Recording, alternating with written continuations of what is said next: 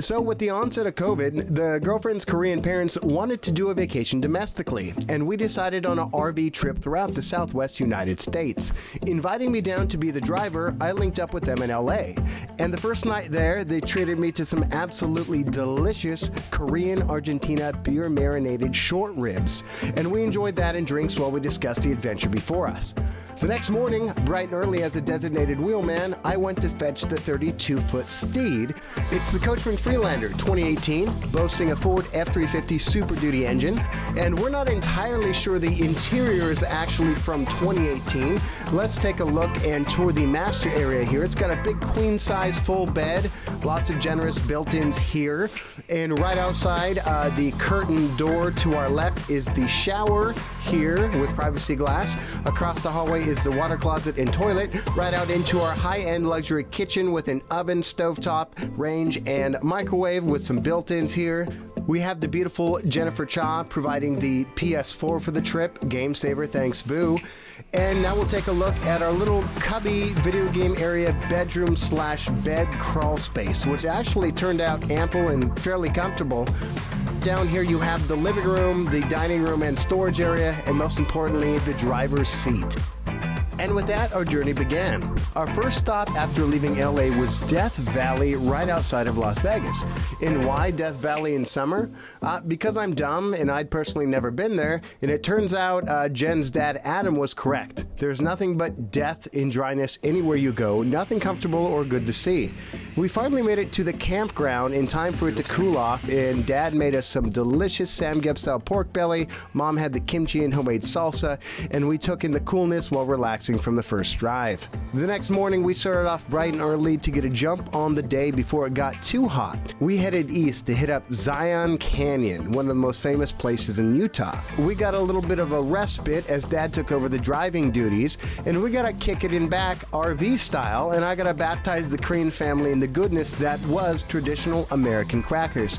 Here we got chicken and a biscuit, you know we don't mess around. Following up that, we got the original Triscuits, none of that flavored stuff, just original. We finally made it to Zion Canyon, and it was everything we expected, but really not much more. I mean, even to get to most of the trailheads, we had to board these caravan buses with a bunch of other tourists, where we then met all together at the trailhead and started up the trails. There were some beautiful hikes we had, like the Emerald Pools with some beautiful water features and red rock, but overall, we treated ourselves to an awesome Korean feast of little pockets and sausages and soup, and made our way the next day to Kodachrome Basin, our next spot in the journey.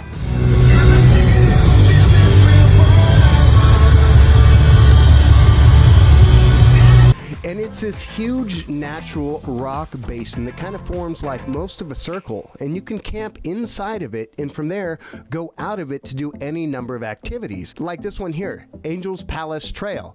Absolutely terrifying, gave me nausea walking out there, but provided some excellent picture opportunities. And you know the Korean parentals are fans of the selfie stick, and there are ample opportunities for them as well. Check out this Angel's Palace Trail hike. It's 6 miles of hell. We barely survived and made it down to the Cool Cave, which was exceptionally rewarding and a welcomed respite. From there, we walked right back out and found the Panorama Point that, aptly named, allows you to look around 360 degrees and feel like you're in a Western. From there, we made our way back, and we were so happy to see Padre getting crunk and nasty making his Korean seafood soup. This is no joke. This took him like 45 minutes to do, and it was exceptional. Check out the game-changing maneuver up there. After a few days there, we headed north for a layover in Salt Lake City, Utah. And actually, the main goal in Salt Lake City was just to rest, recover, and stock up on Asian food. And in the markets, everything is discussed with the family, every purchase entirely in Korean, so I have nothing to do but walk around and entertain myself. And the next leg of the journey was really trying to make good time into Idaho, into the small town of Stanley. And we're going to the Sawtooth Mountains in Idaho. Hopefully there we can shoot some guns or catch some fish. Bring the Wild West to the Koreans who we're cruising with. How's Bill? Bill is tired. We're about to take over and drive, so we'll check in with you guys. We'll check in with you guys later tonight. Mountain town of Stanley, Idaho. Population 63. Elevation about 6,500 feet. right in the middle of the Sawtooth Mountain Range. So the idea behind Stanley was to catch some fish for Adam, Jen's dad. So we headed out bright and early to Lake Stanley with the intention of doing so. After letting him lead the way to multiple fishing holes and getting completely skunked, we decided to turn in back to camp. And we were a bit surprised about how cold it was, and after asking some people, we found out that Stanley was actually the coldest town in the lower 48 states. But no worries, we had a barbecue fully loaded, all kinds of steaks, and feasted well before going to bed early for fishing the next morning. The next morning, we spoke to our guides, rented our rods, put together a game plan, and got stoked and hiked on down to the Stanley River. As you can see, it was breathtaking scenery, gorgeous weather, and we got skunked yet again.